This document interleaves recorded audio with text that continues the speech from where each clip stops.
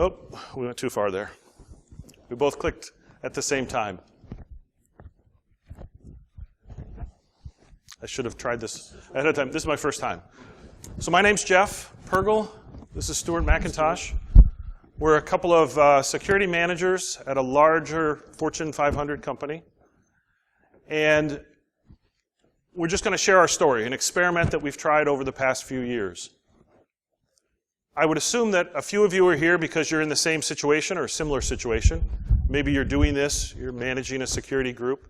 Maybe you're a technologist in a security area, and you want to see how you can improve your own culture, maybe hints and tricks, some things that you might be able to try, as well as you might be in a, I know there's 3 consultants in here that work with a number of different organizations, and they probably have some input as well. I'll figure this out here in a minute. I apologize. So this is just a real quick overview of what our security organization looks like. There's kind of 3 larger buckets of work. Certainly the administration, the governance, the compliance area, and the threat, what we call threat and technology. And that's the group that's what we're going to talk about today. So you can see these slides from the back, okay? The colors, is that all right? We're going to look at the threat and technology, little higher burnout. There's a limited market availability to those type of resources. And the people working in those areas are the last line of defense.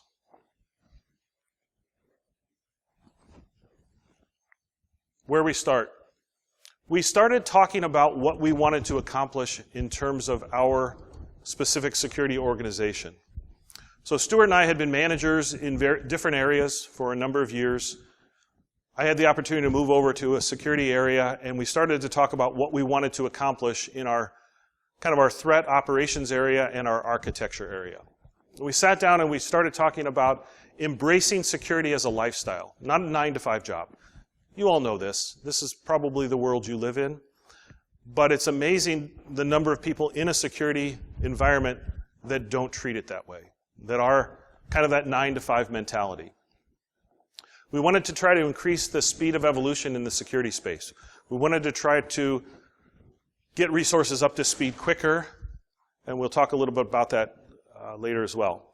We wanted to try to build an attitude of the team before me, so a commitment to each other. The technologists had a commitment to each other, that the managers had a commitment to the team. And we wanted to use more of a human leadership model, focus on the people, not necessarily the technology. Any questions so far? Anything? Sam? Nothing? All right. So real quick, we're going to talk today about attracting people, developing people, and retaining people. We don't have all the answers. In fact, we failed in a couple of these areas, and we'll talk about some of those stories as well. We'll talk about how it's very difficult to meet some of these objectives. So attracting people. Start talking about where you find people, how you build that network. Did you like that graphic? Yeah, well, she's had a few visions like that as well, I'm sure. So great places to start. When you start looking for resources, technical colleges. You look at local security conferences, user groups, personal referrals. We had a number of people within our organization that all went to the same church. And via personal referrals, they brought other people with them. And it was kind of amazing. They had a commitment to each other, and they were looking to work with each other. It made a very strong bond with some of those individuals. So attracting talent is very difficult. How many of you are in a position where you have to try to attract talent, either at a manager level or a technologist level? All right. Where do you find people? Or where do you try to find people? These days, high school. High school. All right. You're drafting them right out of high school. Just trying to find, honestly, what we were looking for, and what I found doing my previous role, is I'm looking for smart, intelligent people who think on their feet. Right. And not necessarily I got my degree from John Hopkins, or I have a computer science engineering degree here or there. Do you, can I ask where you are physically located, geographically? Columbus, Ohio. Okay. wide talent pool there, or is it pretty limited? You seem to have either people who were doing it 10, 15 years ago, or you have people who are trying to get into it, or they've only got a year. Okay. All right. A lot of that middle gap area doesn't exist. Right. And we found the same thing. All right, you either had a few people that had it, a few people that were coming out of school and maybe didn't, and you had to develop those. So anybody else struggling with attracting talent to their organization? Do you guys work for tech companies or enterprise, small business? What kind of mix do we have? Anybody care to volunteer? I work for a university. All right. So we're sort of in the middle of the talent pool. Sure. But it's easy to attract other talent to a university environment, right? Anybody else? Yeah. Bank. Hard to attract talent? Okay. It's not as glamorous as working for a tech company, right? We struggle with that. Work for an institution that's a financial institution. It's very difficult to attract people when there's a lot of higher tech opportunities or universities close by. So, anybody else care to share? Yes, all in the back. University also, but as an educator. Okay. All right. Well, we should talk later, see if we can work out a deal after they're out of high school. You can have them when they're in high school. We'll take them. Yeah. So you, sir. I work for security vendor. Okay. I actually start Monday. Oh, you start Monday? All right. But I know that they have a really good intern program. Okay. So they're recruiting from. All right. Maybe that's the key to success, right? And we have a pretty good. We have a university in our area, but we also have a pretty good tech school that helps. All right. So the interview process. How many of you are in a position where you're interviewing to try to hire that talent? A couple of you. Easy process, difficult process, what do you find?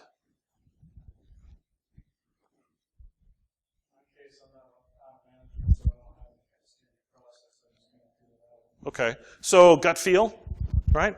We usually interview together. So if we have one opening between our two groups, we will interview together, and we do a lot of gut feel as well. We hire for the passion, not necessarily for the technology. And I think that's really what we do. I mean, I typically, for specific roles, I ask the same questions, so that I can evaluate responses across all candidates, so I keep it semi-fair. But there is a bit of a gut feel that comes to right. the hiring. Yeah. I think you just know if someone has that passion for the space or whether they're just using a lot of terminology. We have a lot of people that come in and just talk about the terminology in the security space but don't really seem to live that. One thing that we've tried that's been fairly successful is we try to talk most of our candidates out of the job, which seems counterproductive when we talk about the fact that we can't attract talent, and then we turn around in the interview, and one thing we've done with some success is we'll be around a round table, and we'll be sitting like this, talking to a candidate. And what we'll usually do is set our paper or pens aside, and we'll kind of scoot our chairs around to the individual and say, okay, 3 guys in a bar. Let's talk about why you don't want to do this. And sometimes it throws them off a little, and they say, well, that's kind of a weird situation. Maybe they're uncomfortable. 2 guys snuggle up next to them, right, in an interview situation. But I also think to be honest with them and to say, here are all the reasons why you don't want to do a job like this. It's a 24/7 commitment. Right? It's a lot of work. It's a thankless job. There's a lot of things going on that you're always on the front lines. And so to be able to tell someone all the bad things about the position and still have them have that passion and still want that, again, the gut feel, you kind of get a gut feel from that situation whether they're just there because they need a job or they're there for the right reasons. So that's helped us. We've turned away quite a few people, even though we really need talented people, just because it didn't feel like the right fit. Anybody else have any techniques that you use in an interview situation? I'm sorry, what was your name? That's Mike. I'll start calling you by name. I should be able to remember everyone's name here. The one technique it depends on what type of thing you're trying to get out of a candidate. Typically what I've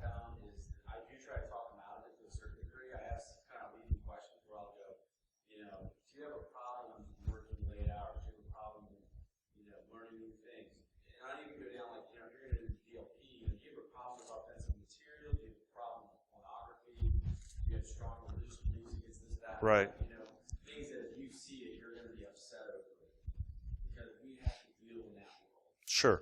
And then if I'm looking to see, I want someone to tell me the truth, I'll make them drive to like with me in the car, I'll make them drive the interview, like for lunch. Okay. And that's the interview as well, driving. Right. So then that way it's hard for them to watch.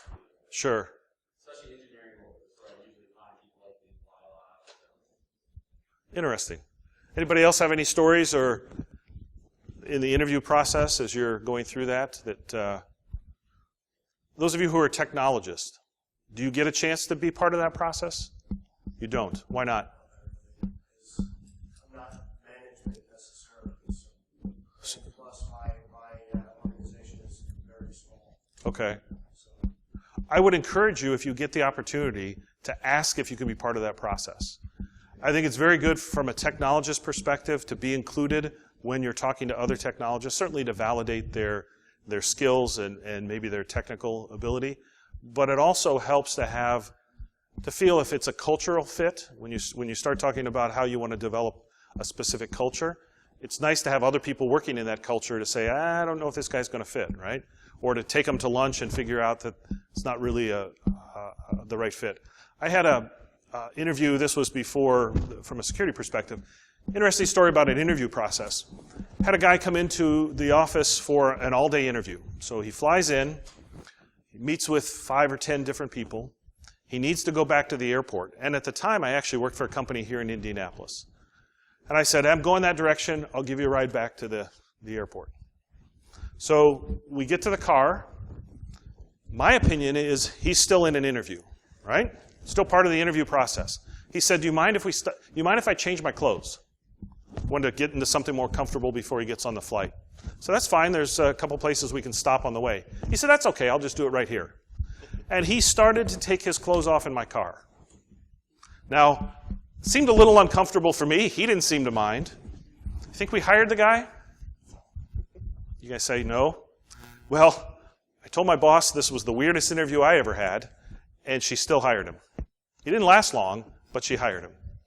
So I think you got to realize... Did he keep his clothes on in the office? I think he kept his clothes on in the office, thank you, yeah.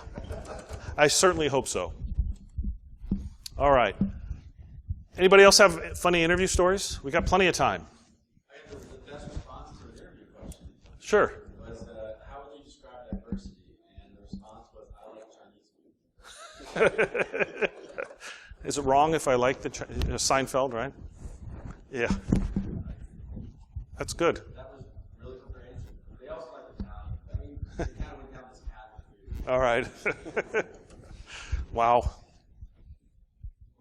All right. Certainly we all know this. I don't think anything we've talked about is not common knowledge, but good talent will not stay if others in the group are not of the same mindset, right?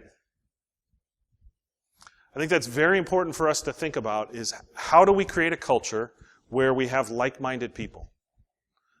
Where the people working together, especially if we've asked them a couple slides before, we've asked them to make a commitment to each other, to make a commitment to the team, to be all in 24/7. And if we don't have like-minded people, very difficult to accomplish. We have 3 people in this room who may or may not have worked in our organization and have left, not necessarily because of this, but certainly I think in part because of that specific aspect.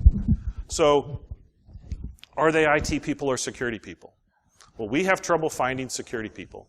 If anybody was in Jason Lang's talk this morning, he had an excellent discussion about going from blue to red. And one of the things he talked about is a good security person, a good pen tester, will be an IT person first. Some of us believe that IT people don't make good security people, and you can see that in some scenarios.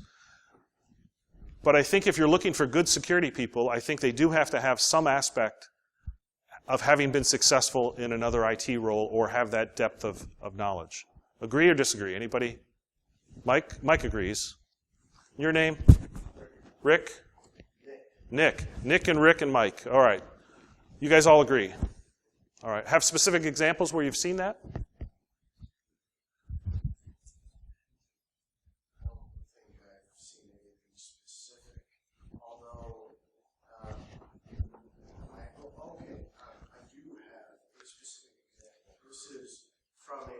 university course that I actually took on my way to my undergraduate degree. And that is a student had not had the background in editing. The student was pursuing a certificate of study in security. And this certificate of study, the classes did not require the prerequisites that usually are required. And so this student was seen as though they failed at each attempt of doing the labs and that sort of thing in the class and didn't really understand what was going on. And throughout each exercise, it was, I don't know this. How am I supposed to know this? Right. And this student complained a lot. So Okay. the student didn't have the prerequisite IT background. Right. Can you take IT people and make them good security people? Yes, I would agree as well. I think though, I think that's the hardest part. You have a lot of people who, in my opinion, come to security for a lot of wrong reasons. Right. And it's about the passion, right, that we talked about earlier. But they Coming come in for the money. Right. You know? Or the job security. I heard you guys pay better. Yeah. And I think that's the only concern I always have with people that want to jump from one IT discipline to security. Yeah. We get a lot of that. That's part of the talking them out of it. We try to remove a lot of that glamour that they believe the position will be, to kind of rip it away and say, okay, at the end of the day, you still want to do this. And we've noticed that that's pretty effective at getting rid of people that are chasing it because it's either cool, they hear about it, or they think it's more money. But yeah, we see it quite a bit. Rick, did you have a comment as well?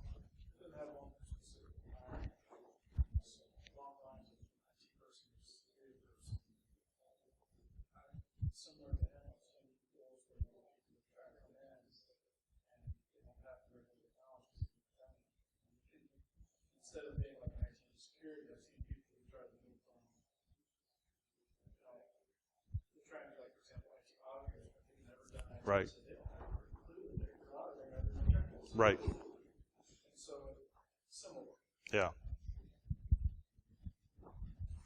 How many of you use self-selection as part of your process of restructuring a team? And what I mean by that is encourage people to look for other opportunities that don't fit the mold or don't have the passion, aren't there for the right reasons.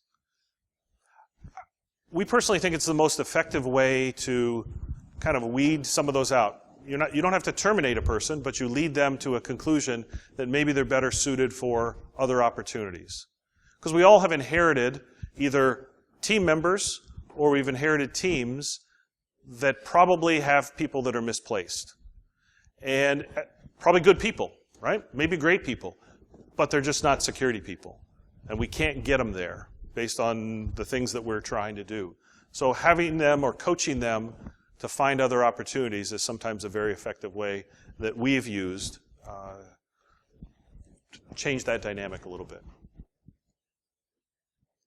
All right, certainly you need to find the people who are resistant to change. You need to make some of those decisions. And encouraging people to look for other opportunities allows us to build the staff that we're trying to build by creating those openings on a natural basis. All right, any questions or comments so far? Mike? All right. I'm going to ask the three people we haven't met yet, or that I don't know in the room, sorry, in the white shirt. Your name? My name is Alex. Alex. I am an intern All right. at a financial company for security. How come you're not working for us? Well, we'll talk to you afterwards, okay? Actually, we're not here to recruit. We're not here to sell anything, but you're in a great position. So, I'm loving it so far. I Good. really don't have a background in security necessarily, but I have a lot of the prerequisites, just kind of life and studies and everything. And I kind of grew up in a town. Our computer classes were few, and our foreign classes were many. all right. Somewhere in Indiana? Yeah. Yeah. And so I really, most of the things that I've studied have just been on my own. And, oh, that looks interesting. And, video games are cool. So, Sure. networking on the video game side of things, I can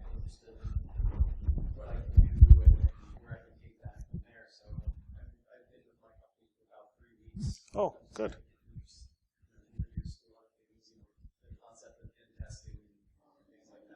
And your name again, Alex? Alex. Alex, did you meet Sam up here in the front? All right, that's Sam. We're such a small group. We're going to introduce ourselves to each other. I hope you're okay with that. Jason Lang is back there. Scott Berner sitting next to him in the green shirt.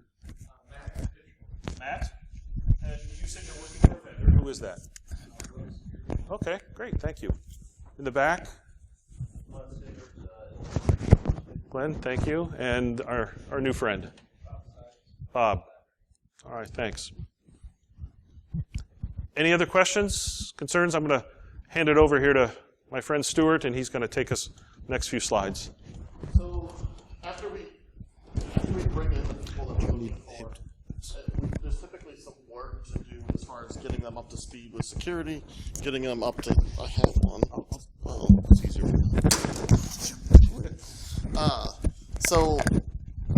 So what are we doing with developing people? A lot of this is we're hiring IT people and trying to make them security. We have security people that we're trying to make better security people. And we also have a lot of green people. So one of the last hires that I had actually came out of a call center, never worked in IT, never worked in security.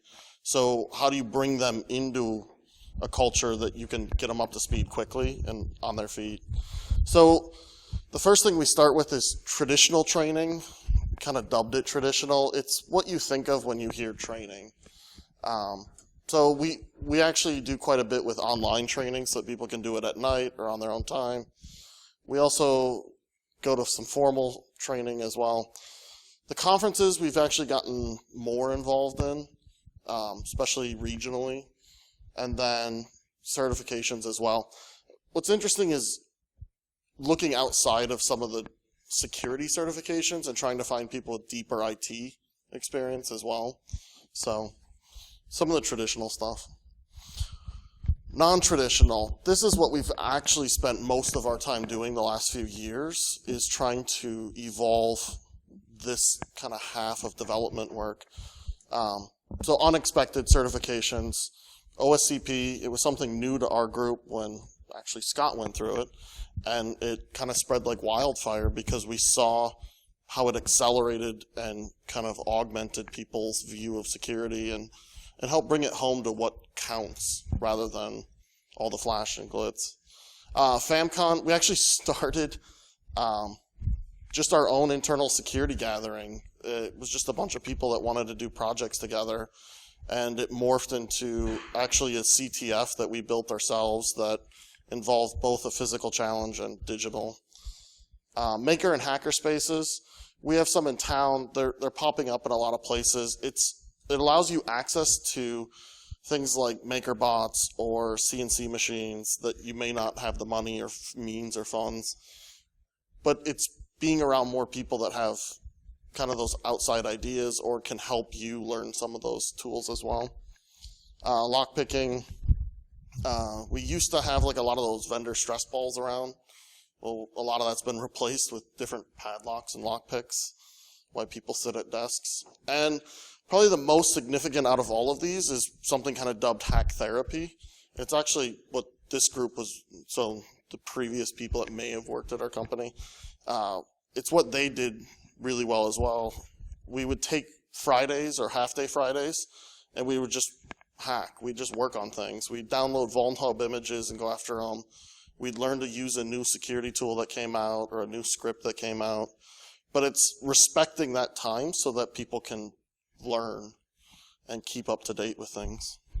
So it's free, and all you have to do is make some time for it and push back on managers so that they allow it and don't yell at you about why your projects aren't getting done.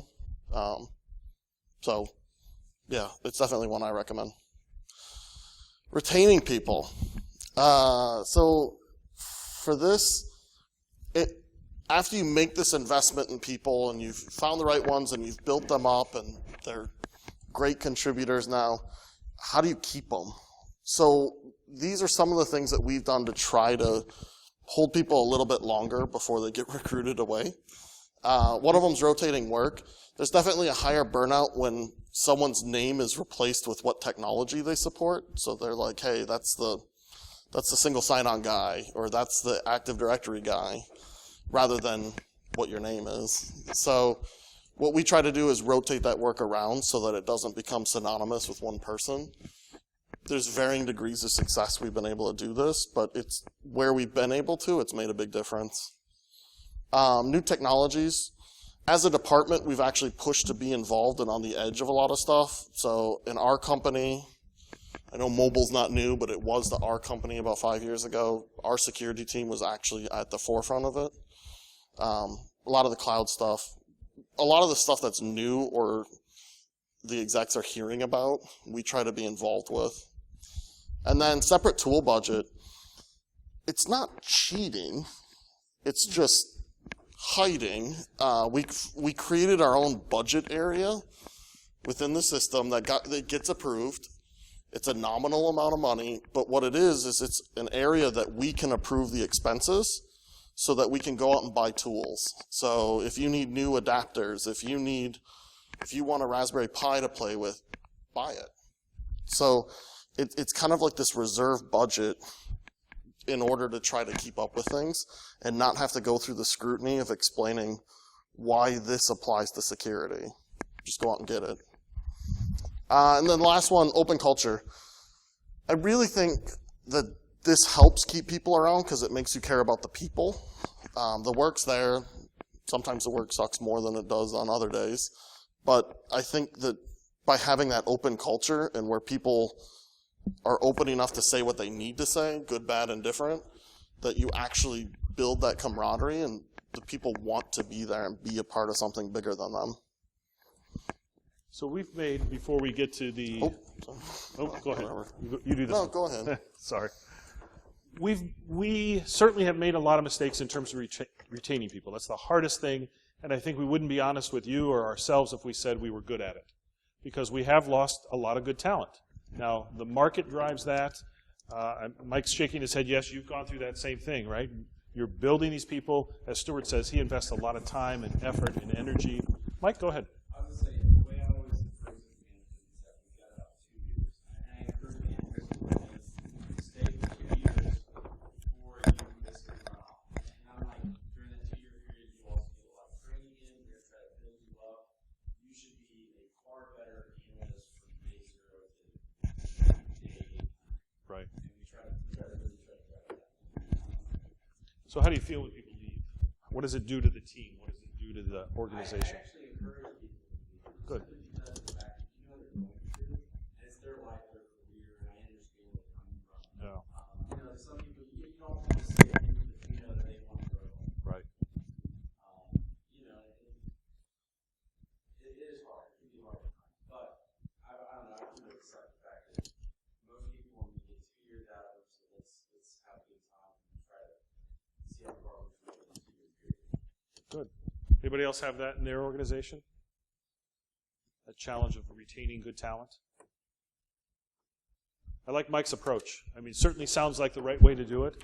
We've struggled with that. It's always hard to lose friends, people that you care about from a team perspective, people that are leading. We're not losing the people on the bottom of the stack, right? You're losing the good talent. And we've tried to come to a conclusion that we're not losing people, we're kind of launching them into other opportunities, and we can still stay connected and engaged. And it really helps to build that larger security footprint. So, thanks for sharing, Mike. So, kind of building on that people aspect of it, with the retaining, one of the things we're looking at is relationships. So, what we've noticed is that the colder the team is to kind of each other, the rougher it is to get work done, the less, the crankiness goes through the roof, and it's hard to run a team like that. So, one of the things, these are just some things that we've tried for building. These are just some things that we've tried as far as building or strengthening relationships within the team.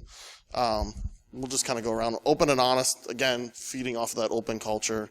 Family involvement. This was just another, hey, let's try it kind of thing. And it's amazing when people meet each other's spouses, significant others, kids, and they start remembering names and kind of connecting the pieces, and you cross that work-home barrier, it's amazing how much harder it is to get angry at someone if they didn't get their project done. Because maybe they're having a rough time at home, maybe something's going on. So it kind of rounds out that aspect of the entire person and not just what slot do they fill, what cube do they sit in. Battle buddies. I had a guy quit 4 days into working on our team. So we hired him. He came in on Monday, and by Friday he said, hey, I got to have a meeting with you. I was like, yeah, no problem. How's your first week? I'm quitting. So he gave me his 2-week notice on the Friday, and part of it was me. So I wanted to know why. Hey, what prompted such a quick change? I thought this is something you wanted, and a lot of it was I left him alone. I basically put him in a project room with a vendor and a bunch of unhappy project people, and just left them alone. Just fend for yourself. No windows in the basement of a building, right? And I may not have shown him where the bathroom was, so he even had to go ask people where that was, so my bad. But out of it came this idea that we really need to pair people up. If they're new to the organization or they're new to the team, or even if they're not new, just to change up those kind of relationships of, hey, together we'll get this project done, to help kind of strengthen the camaraderie again. And let people know that, hey, if it's rough for you, I'll pull some of the weight on this. So, stretch, not break. Again, that would be me breaking people. So I've had to back off some of that. Non-work events. We've had an interesting group where we've kind of pushed each other's fears and definitely how close we are. When you're in a swimming pool sharing regulators, scuba diving, you get over a lot of stuff pretty quick. So we've been able to do quite a few things outside of work that I think has definitely shown that vulnerable side. So we had someone who's afraid of heights go on this ropes course with us. We had someone who's afraid of swimming go scuba diving with us. And when you allow yourself to be that vulnerable around coworkers and you see that they're not judging you for it and they're actually supportive, it really opens that up in the workplace so that you can call them out on things like, hey, why do you have an attitude lately? And they know that you're coming from a good place with it. So, and then shared passion. I mean, it comes back to, if you don't like what you're doing, this isn't going to work out. There's not a lot of thank yous in this, so you better like the work. And then having fun. I mean, we always try to just keep it light, but we know when to knuckle down and get work done.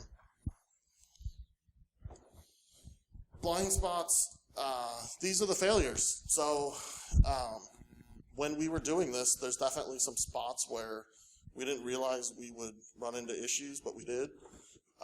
So the first one, maxed influence.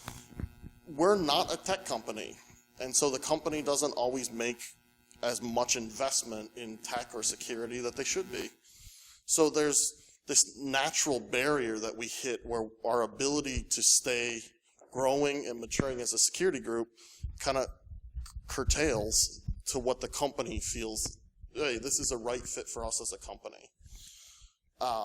Our goal is to always push that maxed level up, but it is different depending on what company you're in. And then enjoying the sunsets. Jeff actually told me when I really enjoyed managing the group, he set me aside and said, enjoy it, it's not going to last. I was like, well, that's not a very optimistic view of the world. I don't believe that's exactly what you said, but no, okay. It's close. And so this idea of treating every day kind of like a sunset and actually enjoying when the things are working well and taking time to appreciate, because it can come apart pretty quick just with, hey, new opportunities, or you get restructured as a security group and they fold you outside of IT and they put you underneath audit and risk, or, things change. The bad apple, this one's a tough one because I think if you're a manager, you have to get poor attitudes out of your team. I mean, you just have to. If there's even one bad attitude, you can watch it silence a room immediately. And when people are around that every day, it makes them want to look. And in this field, they don't have to look far to find another opportunity. So If you're in management, it's your job to help pull that out. If you're not in management, please help management understand that it's affecting the team and help articulate it. And then size of the tank. Part of why some people leave is just there's opportunities out there that we can't offer. So if you want to be a full-time pen tester, it's just we don't need a full-time pen tester. So there's this maxed size that we can help support that security growth or that maturity that, hey, they'll probably help you grow quicker in other roles or at other companies. And this is going back to I think it's really important. So we may have seen people get resentful when someone leaves our organization that's really good. And it's such a bad approach because it makes them just want to leave even more. Like, it helps vindicate what they're doing and justify it. Whereas what we've noticed is if we help support it and embrace the fact that they're getting a better opportunity, you'll still keep those connections. You'll still keep that sense of a family, even though you don't see them every day at work. We're in a small area, and there's maybe 100 security people in like a 4 or 5 county area. So you're going to run into them, or you're going to need to ask them a question. It's better when they're still your friends. So. And I like Mike's approach too. Just going back to that, what he said, you know people are going to leave from a management or leadership perspective, upper management. You have to factor that into the equation and wish them well. It's a small world. You're going to run across them again. And if we take that at it, in fact, I think I might want to go work for Mike if you've got openings. You sound like a great manager. Because I think that's the absolute way to do it, is to encourage people to get a better opportunity, look at other opportunities. We talk openly in our groups about other opportunities that are out there. You can't hide it. Right? Every day you're getting hit up on LinkedIn, or you're getting other proposals, other opportunities, vendors, whatever it might be. If you pretend it doesn't happen or it doesn't exist, I think it's a very bad approach to take. I think you have to encourage people to talk about it. What are you looking for? What are your development goals? Can we meet those here, or is it time to look at other things? Yeah, Mike? So, are we asking? You can ask questions through the whole thing. I'm sorry. I should have. I had a question on one thing you said earlier. You're talking about people who stay. And my question is, do you find an experience that typically the people who stay, especially the longest, are usually the ones who probably lose? Yes. I think that's probably true. Scott, Jason, you agree? Go ahead. I'm sorry. You had your hand up? Go ahead. Well, I was just going to say, I disagree with that in some cases. Okay. But I missed out on the first part of the conversation. That's fine. Well, let me clarify. I'm not saying that all people are like that, but my experience has been, I found, especially in organizations that I've gone into, and about every 4 or 5 years, I usually get tired of a place, and I'm like, okay, it's my turn to leave. But I usually find that if I go to an organization, there are people who've been there in the same role for 10 years, and they, or you know what I mean? I guess caveat that by saying the same role for 10 years. I mean, okay, I worked for EDS and HP, which merged in 2008 Yep. for almost 18 years. Yeah. I love it. I enjoy it. They treat me well. I'm happy. I get offers all the time. I haven't sent out a resume to another company in 18 years. That says something. Sure.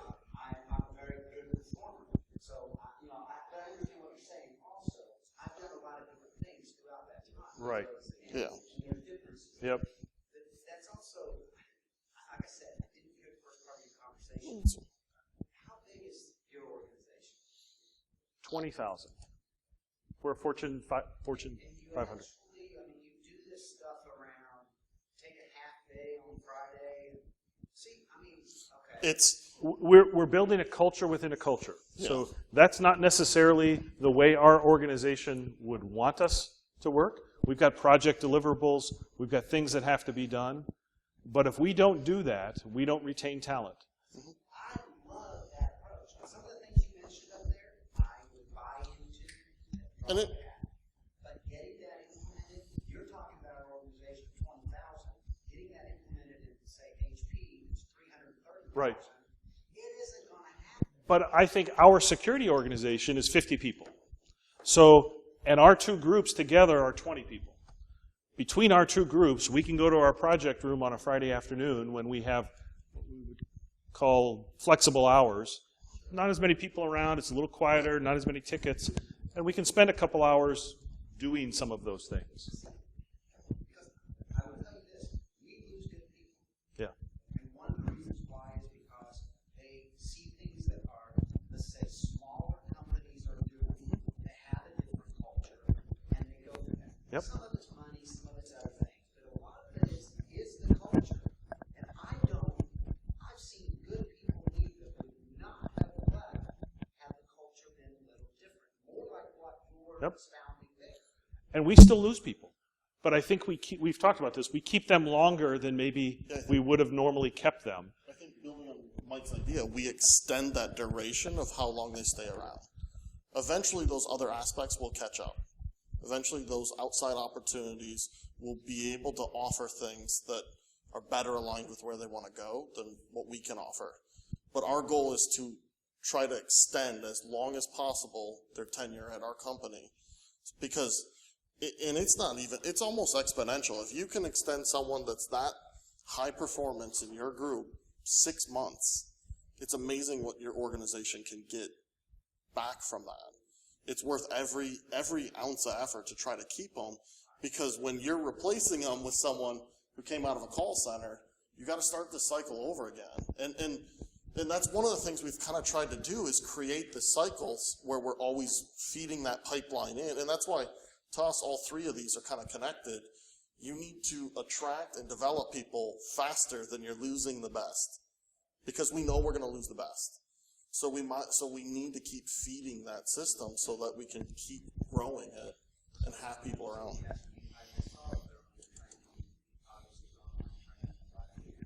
Hmm?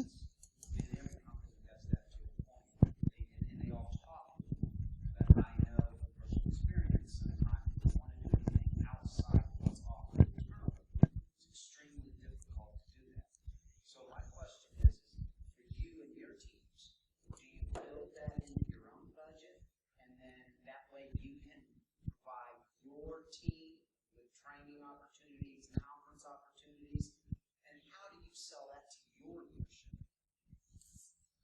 So it's, yeah, and these guys know. I mean, turn the camera on. Yeah, yeah.